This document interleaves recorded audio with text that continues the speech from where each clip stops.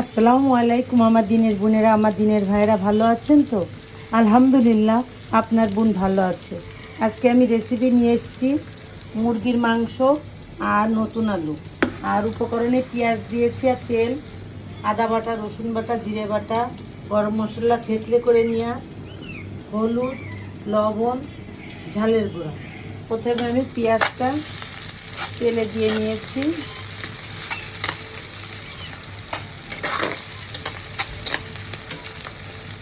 এবার আমি গরম মশলাগুলো দিয়ে নেব। বিসমিল্লাহির রহমানির রহিম।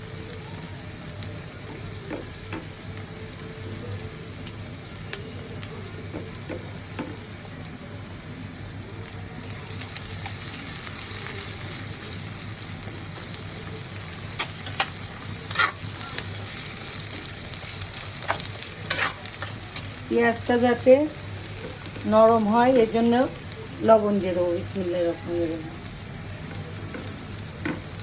পরিমাণ মতন লবণ,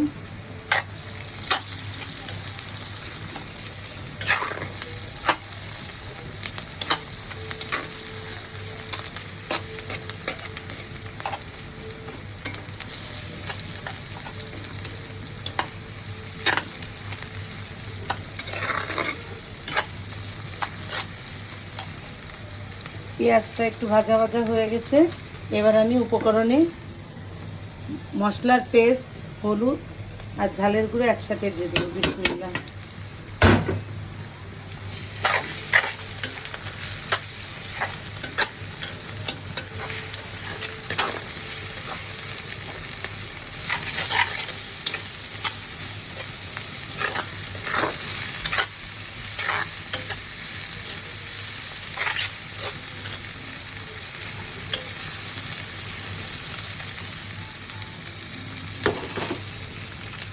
মশলাটা কষানো হয়ে গেছে।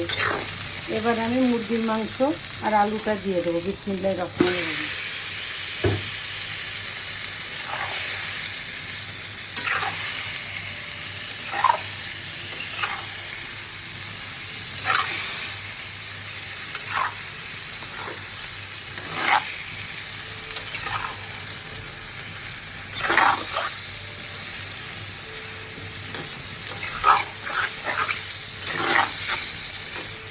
এবার একটু ঢেকে দেব।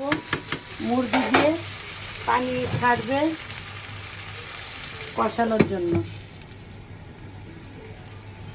বন্ধুরা, মাহে রমজানে বেশি কথা বললে রোজা হালকা হয়ে যায়, এজন্য বেশি কথা বলবো না, শুধু রান্নার উপকরণগুলো আপনাদের দেখাবো।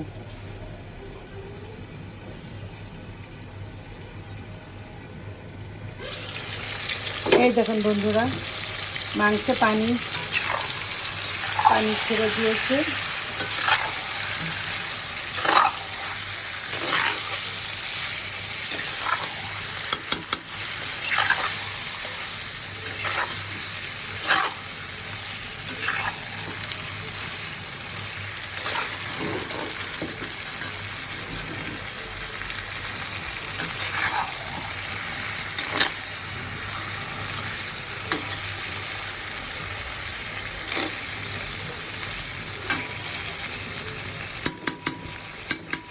আবার একটু ঢেকে দেবো।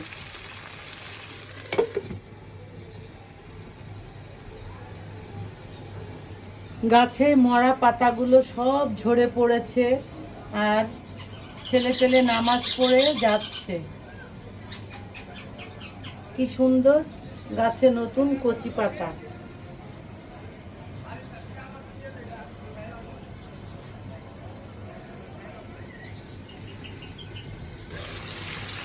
এই যে বন্ধুরা দেখুন কিভাবে পানি ছেড়ে মাংসটা কত বিড়ি হয়েছে। দেখুন কালারটা দেখুন। পেঁয়াজ বেশি করে দিয়ে এইভাবে যদি আপনারা মাংস রান্না করে খান খুব টেস্ট লাগবে আর খুব সহজে। বেশি তো উপকরণ দেয়নি বন্ধুরা। আমার দিনের বোনেরা, আমার দিনের ভাইরা, এইভাবে যারা ব্যাচেলাররা আছে দূরে, তারা যদি এইভাবে রান্না করে অনেক স্বাদ। দেখুন মাংসের কালার কত সুন্দর হয়েছে। এভাবে ভাজা ভাজা করেই মাংস রান্না করব। যদি ভুলে থাকে ক্ষমা করবেন, লাইক কমেন্ট শেয়ার অবশ্যই করবেন। আল্লাহ হাফেজ।